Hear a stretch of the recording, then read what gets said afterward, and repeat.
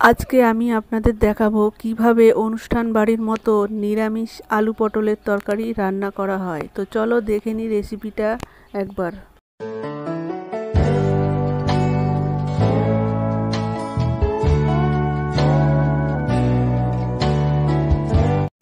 প্রথমে আমি পটলগুলোকে কেটে ধুয়ে নেব।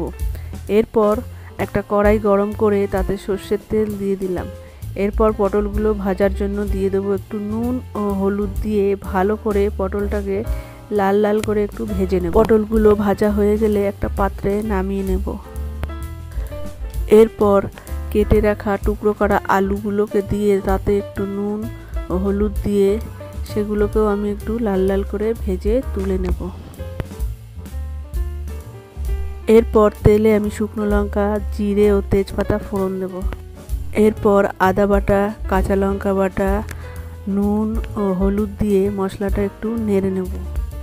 এরপর এর মধ্যে দেব টমেটো বাটা। এরপর এতে দিয়ে দেব ধনে গুঁড়ো, জিরে গুঁড়ো এবং কালারের জন্য একটু শুকনো লঙ্কার গুঁড়ো দিয়ে ভালো করে মশলাটা কষিয়ে নেব। মশলাটা কষে আসলে তাতে আমি ভেজে রাখা আলু ও পটল দিয়ে কিছুক্ষণ কষিয়ে নেব। এরপর মশলাটা কষে আসলে একটু জল দিয়ে ঢাকা দিয়ে দেব। কিছুক্ষণ পর ঢাকনা তুলে উপর থেকে আমি গরম মশলার গুঁড়ো ছড়িয়ে দেব। এরপর একটি পাত্রে আমি নামিয়ে নিলাম।